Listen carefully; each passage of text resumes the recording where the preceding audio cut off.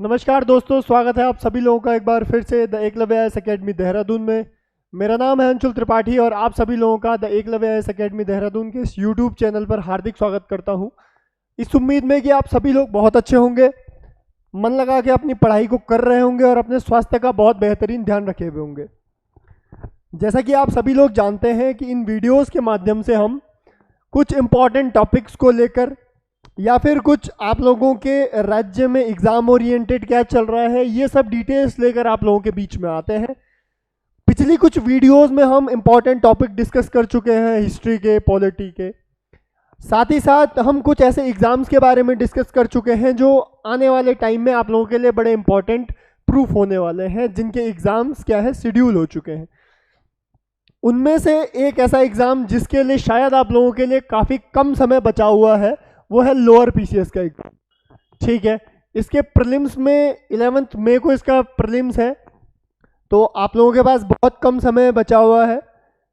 अगर इस कम समय में भी आप अपनी तैयारी को अच्छे से इफिशिएंटली करना चाहते हैं तो उसके लिए मैंने आप लोगों को बताया था दो तरीके, एक तो पीवाईक्यूज और दूसरा टेस्ट सीरीज।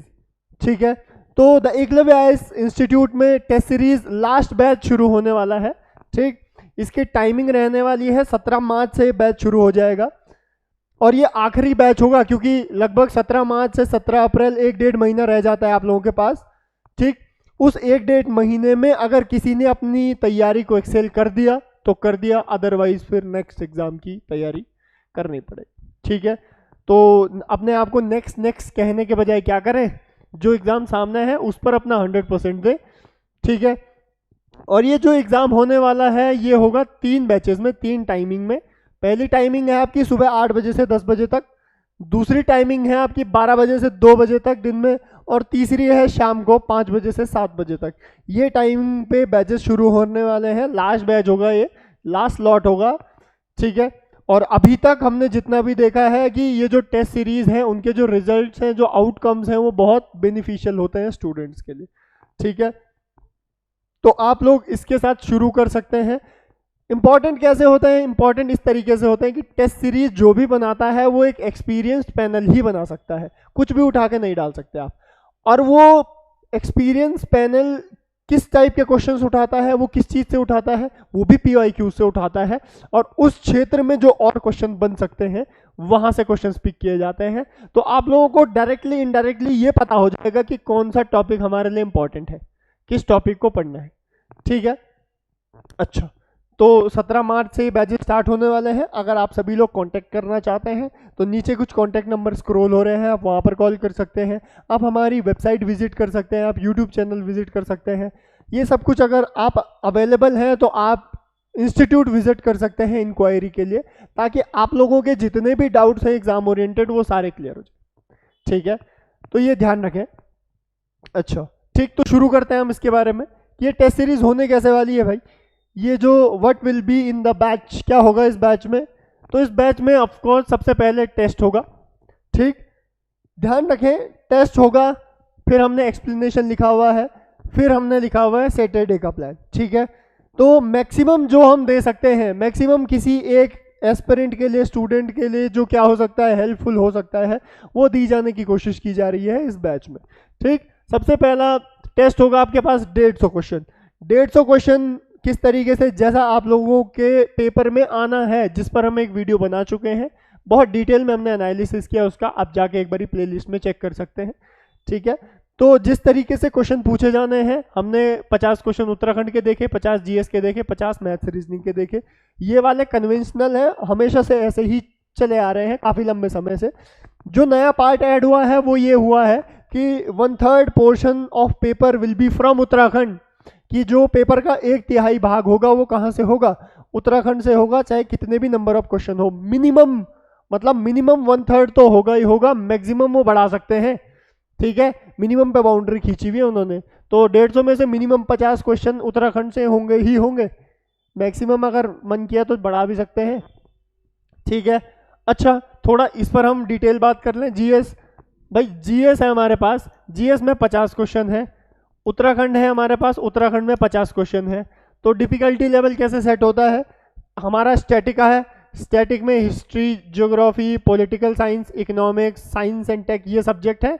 उसके बाद है हमारे पास करंट अफेयर्स। अब डिपेंड करता है रेशियो पे, ठीक है। अगर एग्जाम में अगर आप लोगों का करंट अफेयर्स का रेशियो बढ़ गया और स्टैटिक का कम हो गया तो पेपर ऑटोमेटिकली टफ हो गया, ठीक है। दूसरा, उत्तराखंड में भी सेम होता है कि उत्तराखंड में अगर करंट अफेयर से ज़्यादा पूछ लिया और स्टैटिक कम पूछ लिया तो पूरा ओवरऑल पेपर क्या हो जाता है, मुश्किल हो जाता है, ठीक है। तो इस तरीके से कैटेगराइज किया जाएगा, इन क्वेश्चंस को कैटेगराइज किया जाएगा किस तरीके से पूछे जा रहे हैं और किस तरीके से पूछे जाने पर आप लोगों के लिए ये हेल्पफुल होंगे, ठीक। और मैथ्स और रीजनिंग का तो केवल यही सेट है कि मैथ्स के कितने क्वेश्चंस आते हैं और रीजनिंग के कितने क्वेश्चंस आते हैं, उस पर बेसिक सेट होता है, ठीक। अच्छा, हेल्पफुल कैसे होगा? हेल्पफुल इस तरीके से होगा कि पहले आप लोगों ने टेस्ट दिया, उसके बाद टेस्ट कितने घंटे का होगा, जितना जनरली ऑब्वियसली होता है 2 घंटे का, तो 2 घंटे का टेस्ट हुआ। उसके बाद अगले दिन सपोज अगर मंडे को आप लोगों का टेस्ट शुरू हुआ तो मंडे को आपने टेस्ट दिया, ट्यूसडे को क्या हो जाएगा, उसका एक्सप्लेनेशन होगा, उसका सोल्यूशन होगा, ठीक है। और एक्सप्लेनेशन और सोल्यूशन जो सिविल सर्विसेज के लिए, यूपीएससी के लिए जनरली जो फैकल्टी पढ़ाती है वही आप लोगों के लिए सोल्यूशन लेके आएगी। अब इसके पीछे रीज़न क्या है, उसका एक रीज़न मैं आप लोगों को बताता हूँ वीडियो में आगे बढ़ते बढ़ते, ठीक है। बट इतना ध्यान रखें कि सिविल सर्विस का कुछ ना कुछ लेवल होता है, ठीक। हमारे यहाँ पर जो स्टेट के एग्जाम्स है उसमें प्रीलिम्स निकालना हर किसी के लिए आसान होता है, लेकिन मेंस में फंसते हैं हम, ठीक। अब अगर हम कुछ कर रहे हैं, हम अपना टाइम इन्वेस्ट कर रहे हैं, अपना मनी इन्वेस्ट कर रहे हैं, तो क्यों ना इस तरीके से किया जाए कि हमें उसका ऑप्टिमम रिजल्ट मिले, ठीक है। तो इसके लिए एक पहल है और कुछ नहीं, ठीक है। तो एक्सप्लेनेशन होगा, सोल्यूशन होगा, वो भी 2 आवर्स का होगा, 2 घंटे में उसको समअप करेंगे हम 150 क्वेश्चन को, ठीक है। ये होगा। और ठीक है, देखो मंडे को आपकी हुई टेस्ट, ट्यूसडे को हुआ आपका सोल्यूशन, फिर वेंसडे को हुआ आपका टेस्ट, फिर थर्सडे को हुआ सोल्यूशन, फिर फ्राइडे को टेस्ट हुआ, तो सैटरडे को फिर सोल्यूशन नहीं, सैटरडे को आपका होगा करंट अफेयर्स एंड क्विज, तो इसका जो सोल्यूशन है वो मंडे को हो जाएगा फिर, ठीक है। तो इस तरीके से ऑल्टरनेट डेज पे चलेगा, लेकिन हमारा सैटरडे किस चीज के लिए रिजर्व रहेगा, किसके लिए रिजर्व रहेगा, करंट अफेयर्स के लिए रिजर्व रहेगा, क्विज के लिए रिजर्व रहेगा, ठीक है। हमारा जो सैटरडे है वो रिजर्व रहेगा करंट अफेयर्स एंड क्विज के लिए। उस दिन आपको जो इंपॉर्टेंट मैगजीन्स होती हैं उनके ओरिएंटेड कुछ क्विज दी जाएगी, उससे पहले आप लोगों को करंट अफेयर्स बताया जाएगा, क्लास होगी बेसिकली, ठीक है। ये सब चीज़ें तो सोल्यूशन है, सोल्यूशन भी इनडायरेक्टली क्लास ही होती है, लेकिन जो सैटरडे की क्लास है वो करंट अफेयर्स की होने वाली है, जो आप लोगों के लिए जीएस उत्तराखंड में बहुत ज़्यादा इंपॉर्टेंट होने वाला है, ठीक है। स्टैटिक पोर्शन कर लेंगे आप टेस्ट सीरीज से, बहुत सारा पोर्शन आपको आता भी होगा, लेकिन करंट अफेयर्स बहुत इंपॉर्टेंट होता है, ठीक है। तो इस तरीके से हमारा कुछ फॉर्मेट रहने वाला है, ठीक है। अब जो हम बात कर रहे थे कि इम्पैक्ट क्या होगा इस टेस्ट सीरीज का, तो पहली बात जो मैंने आप लोगों को कहा कि जो फैकल्टीज सिविल सर्विस के लिए पढ़ाती हैं वही आपको एक्सप्लेनेशन देंगी। क्यों? इसके पीछे एक रीज़न है कि हमने लोअर पीसीएस का पैटर्न देखा, बहुत ज़्यादा फैक्चुअल है, ठीक है, लेकिन बहुत ज़्यादा फैक्चुअल है। हम बोलते हैं कि यार पेपर में लगभग कितना परसेंट, 60 या 70% हमको आता है, और उतना ही पोर्शन क्या दिया जाता है, फैक्चुअल दिया जाता है, ठीक है। अब सिलेक्शन सिक्योर कब होता है, जब आपके पास कॉन्सेप्चुअल क्लियरिटी हो, आपको पता है कि ये बात हुई है तो क्यों हुई है।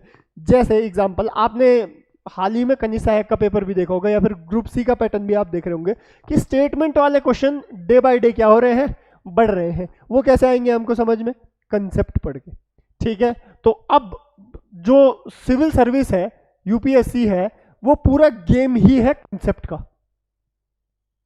तो कंसेप्चुअल क्लियरिटी कहाँ कहाँ काम आती है, एक तो ये जो 40% ऑफ द पेपर है उसको क्रैक करने में काम आती है। दूसरा, कल के दिन आपने मेंस भी तो देना है, केवल फैक्ट के बेसिस पे आप मेंस दे सकते हो नहीं। आप लोगों को जब तक इंसिडेंट नहीं पता, आपको सिचुएशन घटना नहीं पता, तो आप क्या मेंस लिखोगे, नहीं लिख पाओगे। तो इसीलिए ये जो 1-1.5 महीना आप लोगों ने देना है, उसमें आप लोगों की कंसेप्चुअल क्लियरिटी हो जाए। सपोज आपके पास अगर 100 टॉपिक है, 100 में से अगर आपके 30 भी तैयार हो गए, तो आप लोगों को तो फाइनल सिलेक्शन लेना है ना, केवल प्रीलिम्स पास तो नहीं करना, ठीक है, तो इस टेस्ट सीरीज का बेनिफिट आपको कहाँ होने वाला है, यहाँ पर जो कॉन्सेप्चुअल पार्ट है वहाँ पर भी होने वाला है। पिछला आप सभी लोग साइट पे जाके देख सकते हैं हमारी कि पिछले कुछ बच्चे जो सेलेक्ट हुए हैं उनको इस टेस्ट सीरीज का बहुत फ़ायदा हुआ है, और कॉन्सेप्चुअल टेस्ट सीरीज का जहाँ पर एनालिसिस जो कॉन्सेप्चुअल होता है उसका बहुत फ़ायदा हुआ, क्योंकि खींचतान के फैक्ट तो हम रट लेते हैं, पढ़ लेते हैं, लेकिन जहाँ पर लिखने की बारी आती है तो हम लोग क्या रह जाते हैं, पीछे रह जाते हैं, क्योंकि हमें नॉलेज नहीं है उस कहानी के बारे में। ठीक है, तो ये सबसे पहला आपके पास इंपॉर्टेंट होने वाला है। दूसरा क्वेश्चन ये दिमाग में है कि ओनली वर्क फॉर प्रीलिम्स, केवल प्रीलिम्स के लिए काम करेगा? नहीं, जैसा मैंने आप लोगों को बताया कि अभी आप कॉन्सेप्ट पढ़ लेंगे। सपोज कांग्रेस है, तो कांग्रेस का उदय हमने पढ़ा 1885 में, एओ ह्यूम, ये फैक्ट है, सपाट बातें हमने पढ़ी हुई है, रटी हुई है हमने। ठीक है, किसने किसको क्या कहा, किसी ने कांग्रेस को क्या कहा। लेकिन अगर आपको लिख लिया फॉर्मेशन ऑफ कांग्रेस, क्या कारण था, व्हाट वाज द रीजंस, क्या कारण थे, तो फिर यहाँ पर तो हम खाली हो गए। यहाँ पर तो हम सिर्फ ये लिख के आ जाएंगे 1885 में हुआ, एओ ह्यूम ने किया, इतने सदस्य पहली बार आए थे, पहली मीटिंग अब हुई, दूसरी मीटिंग तब हुई, यही लिख के आएंगे। हमें थ्योरीज पता ही नहीं है, सेफ्टी वॉल थ्योरी किसे कहते हैं, क्यों सेफ्टी वॉल कहा गया, नेशनलिस्ट थ्योरी किसे कहते हैं, ये हमें पता नहीं है। अब ये थ्योरी हमें पता नहीं है तो हम कम लिख पाएंगे, कम लिख पाएंगे तो नंबर कम मिलेंगे। तो इस टेस्ट सीरीज का कॉन्सेप्चुअल फायदा होने वाला है आप लोगों को, कहाँ पर, प्रीलिम्स में ही नहीं, एज वेल एज मेंस। अब जिसको मेंस में आइडिया होता है, जिसको नॉलेज हो जाती है, इंटरव्यू में आप लोगों के लिए क्या होता है, बहुत बेनिफिशियल होता है। ठीक है, तो दूसरा ये होने वाला है। और लास्ट सबसे इंपॉर्टेंट, क्या ये केवल पीसीएस के लिए ही काम आएगी क्या, only for PCS, lower PCS? नहीं भाई, आप लोगों के पास बहुत सारे एग्जाम आने वाले हैं। आप लोगों के पास अभी एसीएफ का एग्जाम आने वाला है, एफआरओ कहते हैं जिसको, ठीक है, एसीएफ एफआरओ का एग्जाम आने वाला है। आप लोगों के पास पीसीएस का एग्जाम आने वाला है। ठीक है, जो लोग आप यूपीएससी दे रहे हैं उनके लिए फायदेमंद होगा। ठीक है, कॉन्सेप्चुअल पार्ट जहां पर भी है वो लंबे समय तक हमारे लिए क्या होगा, फायदेमंद होता है। ठीक है, तो केवल यही चीज आपको यहीं तक नहीं सीमित रखेंगे, ये आप लोगों के लिए फॉर फ्यूचर आगे काम आएगी। ठीक है, तो आप लोग इस टेस्ट सीरीज को ज्वाइन कर सकते हैं, लेकिन मैंने आप लोगों को बता दिया स्टार्टिंग में ही कि ये लास्ट बैच बनने वाला है, इसके बाद कोई बैच नहीं बनेगा क्योंकि समय ही नहीं रह जाता है। ठीक, तो लास्ट बैच बन रहा है 17 ऑफ मार्च के बाद। ठीक है, 17 ऑफ मार्च से शुरू होगा, होलियों के बाद। ठीक है, होलियों तक का टाइम है आप लोगों के बाद, तो उसके बाद ये बैच बनेगा। 3 टाइमिंग मैं आपको बता चुका हूँ, 8 से 10, 12 से 2 और 5 से 7, 3 टाइमिंग रहने वाली है। तीनों टाइम सोल्यूशन रहने वाला है। ठीक है, बैच सोल्यूशन, पेपर सोल्यूशन, और फाइनल जो सैटरडे होगा उस दिन एक टाइमिंग रखेंगे, उस टाइम पर आपका करंट अफेयर्स होगा। ठीक है, वो मॉर्निंग की होगी फॉर श्योर। ठीक, तो ये बात ध्यान रखें आप, और अपनी तैयारी को शुरू कीजिए। ठीक है, अब क्योंकि समय देखो, समय परसों ही हम शुरू कर रहे थे कि फॉर्म आ गया, फॉर्म भर दिया, लो पेपर आने वाला है, 11 मई आने वाला है। अभी भी आपको लग रहा है कि 1-1.5 महीना है, लेकिन पता ही नहीं चलेगा 1-1.5 महीना कहाँ चला गया। फिर उसके बाद हम सोचेंगे कि अगले कब आएंगे, नहीं, अगले के लिए हमें रुकना ही नहीं है, हमें इस बारी ही फाइनल सिलेक्शन लेना है। और फाइनल सिलेक्शन के लिए आप लोगों को, बहुत सही बात है, बहुत नेचुरल बात है कि हमारे पढ़ना केवल और एग्जाम के लिए पढ़ना दो अलग अलग चीजें हैं। ठीक है, पढ़ना और एग्जाम के लिए पढ़ना दो अलग अलग चीजें हैं। हम बहुत अच्छा पढ़ सकते हैं, लेकिन एग्जाम के लिए आपको कोई गाइड करे तो ज़्यादा आसानी होती है। ठीक है, अगर आप सभी लोग कांटेक्ट करना चाहते हैं तो नीचे कुछ नंबर स्क्रॉल हो रहे हैं, आप उन पर कांटेक्ट कर सकते हैं, या फिर आप डायरेक्टली इंस्टीट्यूट में विजिट कर सकते हैं, ताकि आपकी इंक्वायरी हो जाए, आपको डिटेल्स पता चल जाए एग्जाम्स के बारे में, या फिर फ्यूचर कोई एग्जाम्स आ रहा है उसके बारे में। ठीक है, तो इस वीडियो को हम यहीं तक रखते हैं। आप लोगों से किसी अगली वीडियो में ऐसे ही किसी टॉपिक को लेकर मुलाकात होगी। तब तक के लिए धन्यवाद। जय हिंद।